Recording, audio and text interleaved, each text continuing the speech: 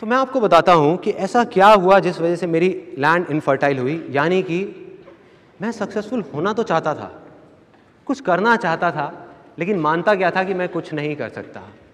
बचपन में सोचता था कि हवा में उड़ूंगा। जैसे जैसे बड़ा हुआ तो ज़मीन पे चलने से भी डर लगने लग गया था। एक ऐसी स्टेज आ गई थी लाइफ की जब लगता था कि शायद मैं कुछ कर ही नहीं सकता। उसकी वजह क्या थी, उसकी जड़ क्या थी? जड़ है कहीं ना कहीं हमारे बचपन के अंदर। यहाँ कितने लोग हैं जो मिडिल क्लास बैकग्राउंड से बिलोंग करते हैं? बहुत सारे लोग। मैं भी एक मिडिल क्लास बैकग्राउंड से बिलोंग करता हूँ। हम लोग एक छोटे से घर में रहते थे जहाँ पे सिर्फ 2 कमरे होते थे। मतलब हमारे पास लिमिटेड पैसे होते थे, किराए का घर था। तो मेरे पड़ोस में एक कोई रहता था, मेरा फ्रेंड पुनीत नाम से। उसके पापा ने, उनके पास बहुत अच्छा पैसा होता था, उसके पापा ने उसको एक रेड कलर की साइकिल दिला दी, इंपोर्टेड साइकिल।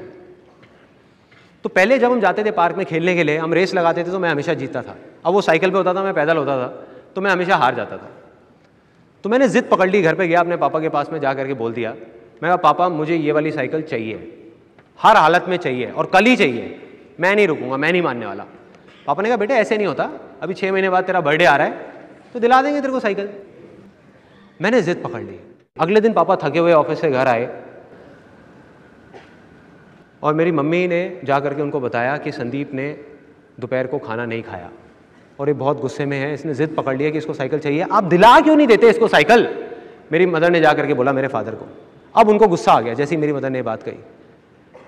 वो कहते कि मैं कोई टाटा बिरला नहीं हूँ जो इसकी सारी फरमाइशें पूरी करता रहूँ, नहीं दिला सकता साइकिल, जाओ जो कर लो कर लो, चलो यहाँ से।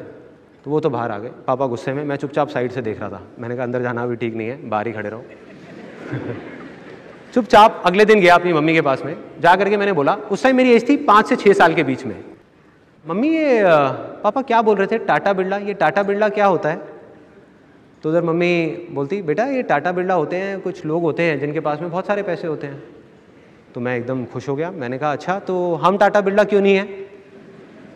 उधर मम्मी थोड़ी सी इरिटेट हो गई। मम्मी कहती बेटा नहीं है, मुझे क्या पता, तू जा जाके बाहर खेल, मेरा सर मत खा, तू चल यहाँ से।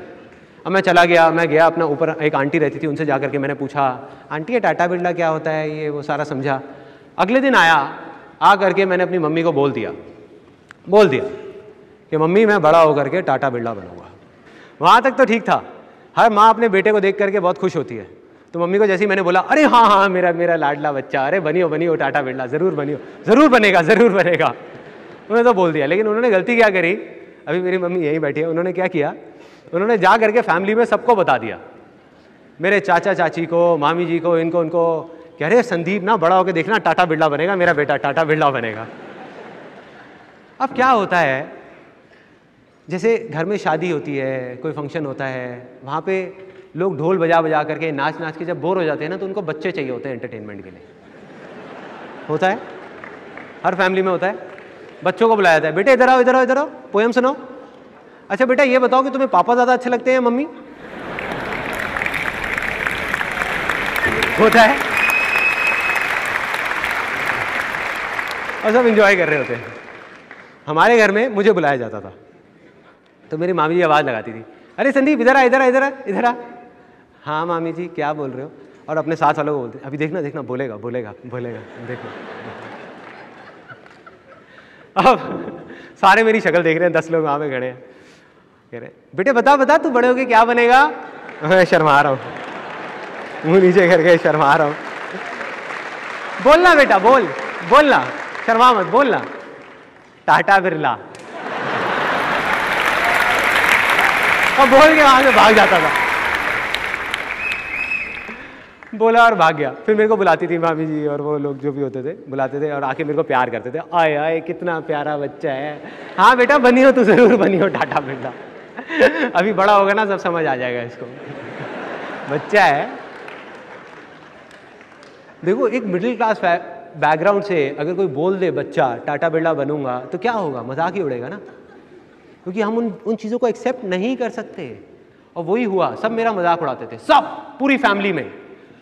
उनको लगता था कि बच्चा है 6 साल का, यार इसको क्या समझ आना है कि मजाक उड़ रहा है नहीं उड़ रहा। गलत थे वो लोग। एक बच्चे को सब कुछ समझ आता है, उसको मजाक समझ नहीं आता, लेकिन उसको ये समझ आया था कि उसका मजाक उड़ रहा है। मुझे टाटा बिरला नहीं पता था क्या है, लेकिन मुझे ये पता था कि सब मेरा मजाक उड़ा रहे हैं।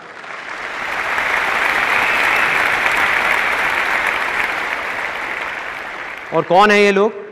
वो लोग जिन पे मैं भरोसा करता हूं, वो लोग जो मेरे अपने हैं। तो मेरे को लगा कि अगर ये सब बोल रहे हैं तो सही होगा ना, मैं तो एक बच्चा हूं, मुझे क्या पता। अब जैसे जैसे मैं बड़ा हुआ, ऐसी और पता नहीं कितनी सारी चीज़ें हुई, कितनी सारी बातें हुई। तो 18 साल की एज तक पहुँचते पहुँचते मेरे दिमाग में क्या बैठ गया, कहीं से 10-15 हज़ार रुपये की नौकरी मिल जाए बहुत है। मुझे याद है जब मैं करीबन 18-19 साल का था तो मैं किसी के पास राय लेने गया था। हर फैमिली में कोई ना कोई ऐसा होता है जिनके पास सब जाते हैं राय लेने के लिए। आप सबकी भी फैमिली में कोई ना कोई होंगे, ऐसे होते हैं। कुछ लोग हंस रहे हैं, लगता है उनको मेरे जैसी राय मिली थी।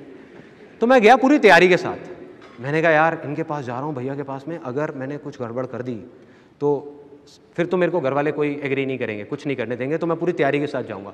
तो मैं पूरी तैयारी के साथ गया कि वो क्या पूछेंगे क्या नहीं पूछेंगे। उन्होंने 10 चीज़ें पूछी कि अच्छा ये जो तू बोल रहा है इसमें ये हो गया तो क्या होगा, ये हो गया तो क्या होगा, ये हो गया तो। मैं पूरी तैयारी के साथ गया था। मैंने कहा ये हो गया तो ये होगा, ये हो गया तो ये होगा, ये हो गया तो ये होगा। जब उनके सारे सवालों के मैंने जवाब दे दिए तो उन्होंने कहा बेटे ये ना बड़ा इम्प्रैक्टिकल सी चीज़ है जो तू बोल रहा है, ये ना हो नहीं सकता। मैंने कहा क्यों नहीं हो सकता?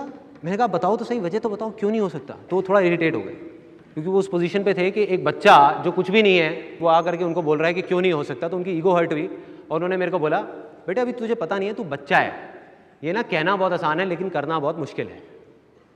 कितने लोगों ने डायलॉग सुना है? सबने सुना है, और पता नहीं कितनी बार सुना है।